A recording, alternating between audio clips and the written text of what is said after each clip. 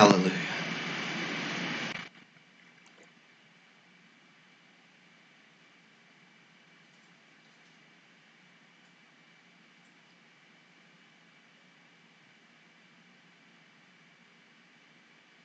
Human nature. We often hear this used as an excuse in so many ways, whether it be, oh, well, that reaction, we got angry, we were hurt, we were offended, and someone says, oh, well, that's just human nature. Don't beat yourself up about it, right? That's just human nature.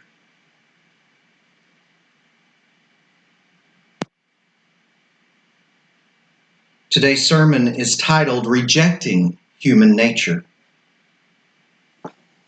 Rejecting human nature.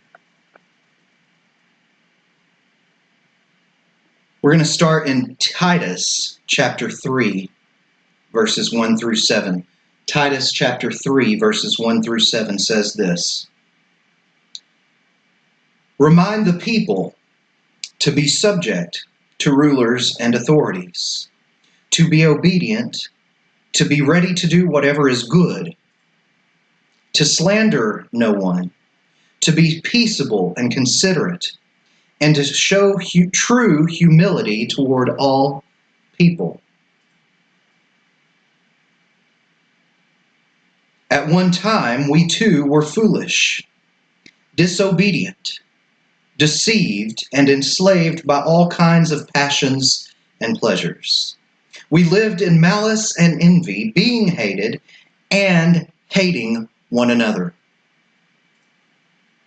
I believe television has offered us the opportunity to be able to spread the gospel further than we had been able to in the past.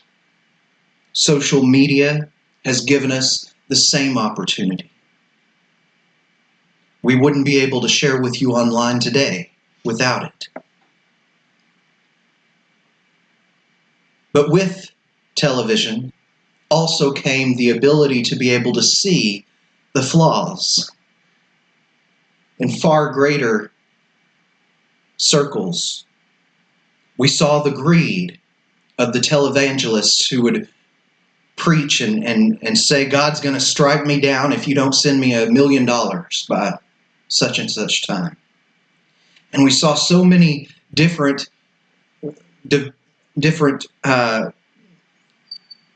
ways that they had come up with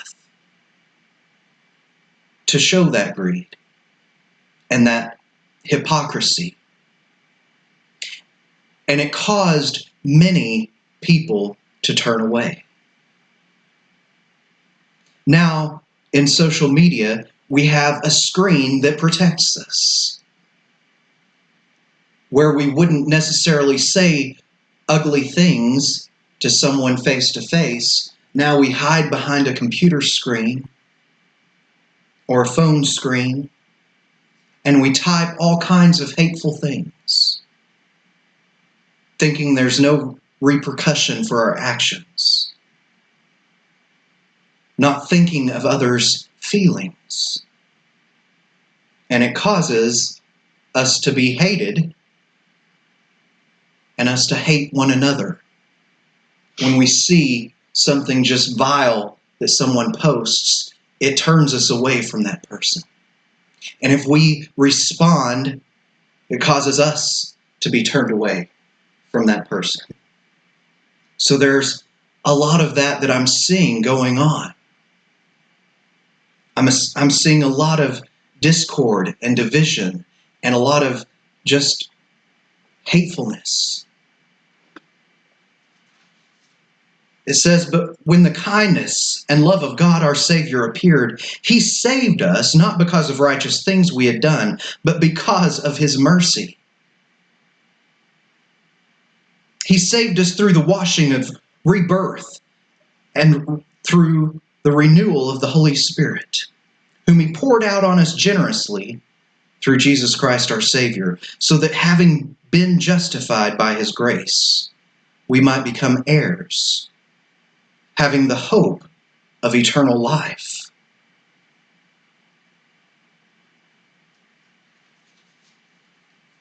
So it's human nature for us to be foolish and disobedient and deceived and enslaved by all kinds of passions and pleasures, to live in malice and envy, being hated and hating one another.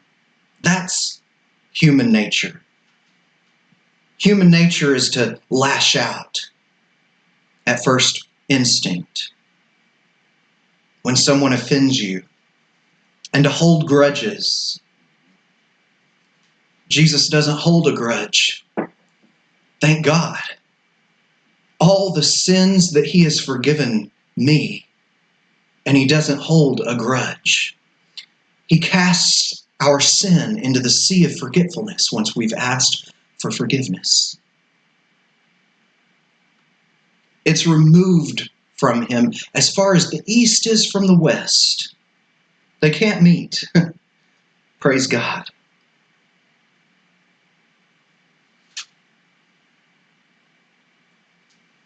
So are you living in human nature? Or are you accepting that Christ died once and for all? 2 Corinthians chapter 5, verses 15 through 17 says, "And he died for all, that those who live should no longer live for themselves, but for him who died for them and was raised again." So from now on, we regard no one from a worldly point of view, not from a fleshly point of view, not from human nature. Though we once regarded Christ in this way, we do so no longer. Therefore, if anyone is in Christ, he is a new creation. The old has gone, the new has come. So are you a new creation? Are you living life as a new creation? Are you living as one who God says, that ain't for you? You can't act that way anymore. Or do you just say, well, it's my life, I'm going to do what I want? You're a new creature in Christ. 2 Peter, verses 9 through 11, chapter 2. 2 Peter 2, 9 through 11. And I think I've got that wrong. It may be 1 Peter chapter 2. Yes. 1 Peter chapter 2, verses 9 through 11. It says, "But you," say me, "you are a chosen people, a royal priesthood, a holy nation, a people belonging to God, that you may declare the praises of him who called you out of darkness into his wonderful light. Once you were not a people, but now you are a people of God. Once you had not received mercy, but now you have received mercy. Dear friends, I urge you as aliens and strangers in the world." Aliens and strangers to human nature, you might say. "To abstain from sinful desires, which war against your soul." Look at Galatians chapter 5. Galatians chapter 5.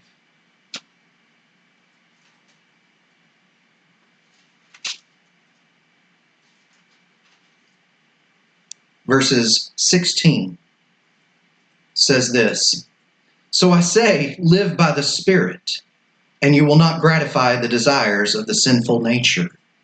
You won't gratify the desires of human nature. You won't give in to human nature at first response. For the sinful nature, that human nature, it desires what is contrary to the Spirit. And the Spirit desires what is contrary to the sinful nature, to that human nature.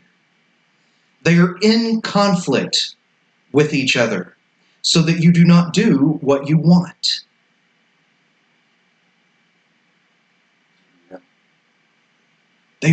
That sinful nature wages war against your soul because it's in contrary to the Spirit, to what the Spirit desires. Chapter 6, verses 7 through 9 says, "Do not be deceived. God cannot be mocked. A man reaps what he sows. The one who sows to please his sinful nature, from that nature will reap destruction. The one who sows to please the Spirit, from the Spirit will reap eternal life."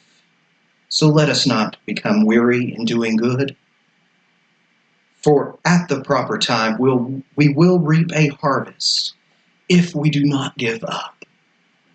Don't give in to that sinful human nature. Don't give in to just spouting off the first thing that pops in your head.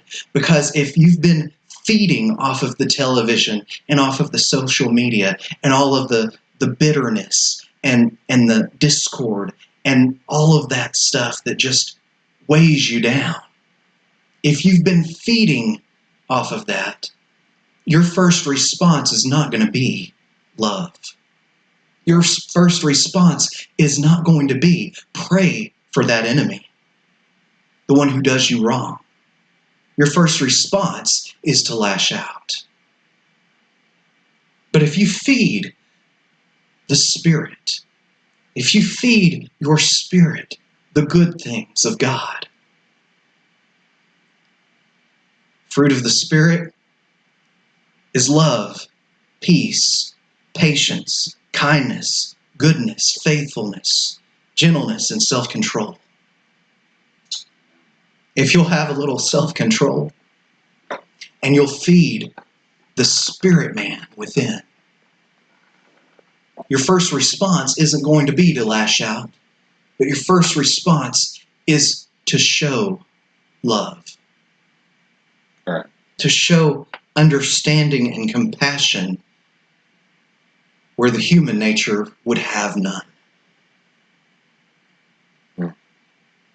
1 Thessalonians chapter 5. 1 Thessalonians chapter 5, verses 12 through 24. It says, "We ask you, brothers, to respect those who work hard among you, who are over you in the Lord, and who admonish you. Hold them in the highest regard in love because of their work."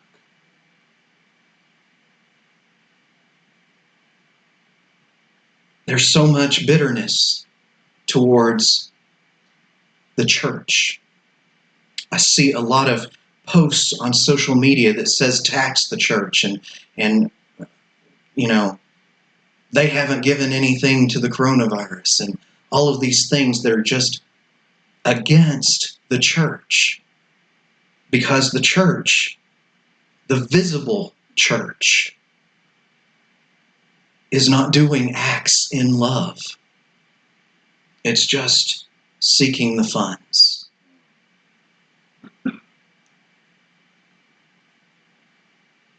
But within the small churches in this land and in this world, you find people who are just have a heart to love others and to show them the love and the light of the gospel of Jesus Christ, to build each other up. You find people who, we aren't accepting any kind of salary. You find people who are just doing it because it's a calling by God. And Paul had a lot to say about how some are in it for the wrong reasons.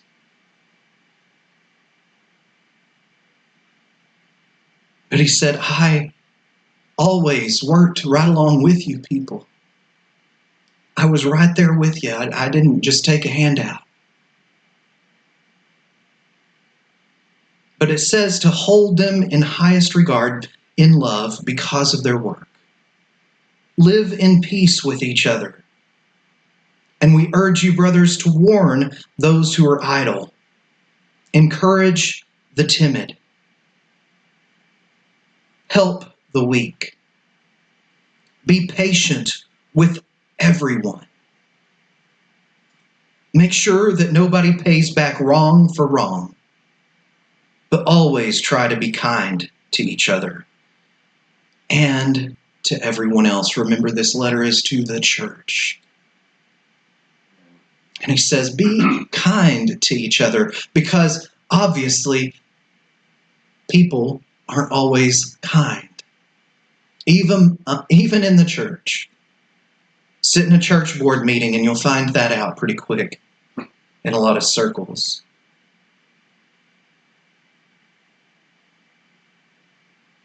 But it says, and to everyone else. How can you show the gospel?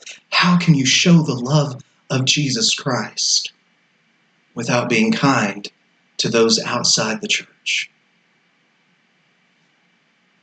You're offering them nothing different if all they see is human nature. And he continues, he says, be joyful always. Pray continually. Give thanks in all circumstances, for this is God's will for you in Jesus Christ.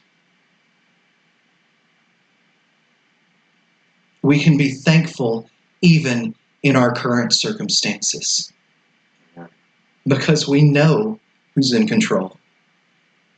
So we can keep praying. We can keep our joy because it doesn't depend on our circumstances. Our joy is in our salvation. With joy, we draw from the wellspring of salvation. So don't put out the Spirit's fire. Do not treat prophecies with contempt. Test everything. Hold on to the good. Avoid every kind of evil. And may God himself, the God of peace, sanctify you through and through. May your whole spirit, soul, and body be kept blameless at the coming of our Lord Jesus Christ. Amen. So we have instructions as a royal priesthood and a holy nation, a peculiar people belonging to God. Once we couldn't even be called a people, but now we are a people of God. A people of God who are led by the Spirit of God. A people of God who don't appear in the form of human nature, but appear in love to the world around us. What are you feeding your soul, spirit, and body? What are you feeding your mind? What are you feeding your heart? Whatever's in your heart's eventually going to come out of your mouth, the scripture says. You reap what you sow. Sow goodness. Sow love, kindness, peace, patience, goodness, faithfulness, gentleness, self-control. Sow the fruit of the Spirit. And you'll reap righteousness, right standing with God. And you won't forfeit your testimony. You won't end up causing offense before you ever open your arms. What are you showing the world around you? So first of all, let yourself be led by the Holy Spirit and reject human nature. Fill your life with the light of the gospel, that you may be instant in season and out, and always prepared to give a reason for the hope that you have in Jesus Christ. Continue to walk in his way, and you won't find yourself stumbling when you're called to give a testimony. You won't find yourself lashing out as first response when you see something that you don't agree with, or you see something that just is meant to sow discord.